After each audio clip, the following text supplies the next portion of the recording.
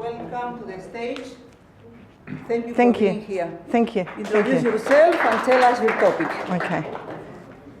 So I'm Kat. I didn't have time to memorize my speech, and I made a few notes. Sorry, I'm really nervous, but I didn't prepare properly, but I prepared because I wrote some notes, but I didn't do rule number 2, and I didn't number the notes. But I remembered rule number 3. I don't need the notes.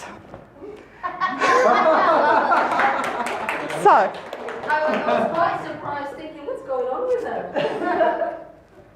Rule number 4, to a point, don't look slovenly. So I might not look great, but at least I look reasonable. If you're going to talk to people, afford them the respect to at least show that you're neat and tidy and hopefully successful.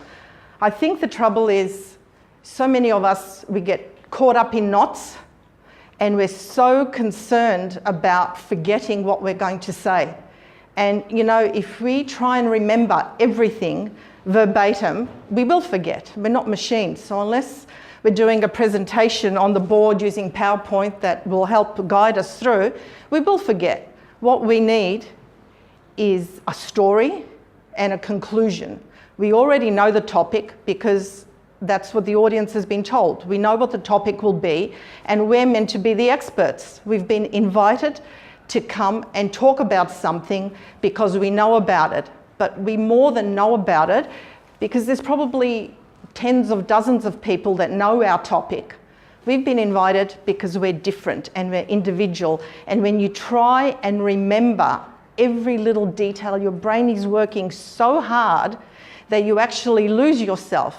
For example, even something that we all do every day, like breathing and walking. Imagine if you climb up on the stage and you're going, okay, I don't want to trip. So I have to walk really, really carefully. And I'm not allowed to stand in one spot because that's boring. So I have to move. I have to move across the stage. And now I'm going to talk a little bit here.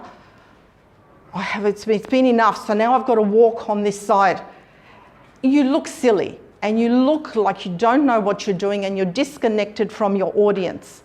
Yes, that's physical, but if your mind is constantly thinking, what am I going to say next? What am I going to say next? You're also disconnected from your audience.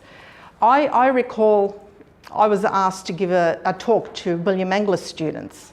Now that's my topic. I'm a chef, I cook. And I was going to talk about shortcuts and ways to have smooth service in the kitchen, and I was quite excited about it. So I went to my friends and I said, I'm going to do this talk and I'm going to give them all these ideas, and the best thing, you know, I mean, blah, blah, blah, blah. I said, I've got a hollandaise sauce recipe. Now, hollandaise sauce is really, really hard to make. You've got to beat it over a double beater, it splits. You've got to have the temperature not too hot, not too cold. It might last for a couple of hours, then you've got to throw it away. It doesn't have a lot of flavour unless it's done really well. And I've got this recipe that doesn't need a double boiler, that doesn't split, it doesn't curdle, it's really delicious, it's really tangy, it lasts for days. You can serve it hot and you can serve it cold. And then I said, but what if I forget what I'm going to say? I'm really scared. And they said, you just talked for over an hour about all this. And it's the enthusiasm that is going to draw them in. If you forget a point, it doesn't matter. And I realised that's true. They know the topic, but if I forgot how to make the supreme bolognese sauce and left that out, they don't know. So it's about engagement. And therefore my conclusion is, as I always say, if you believe in yourself, others will too.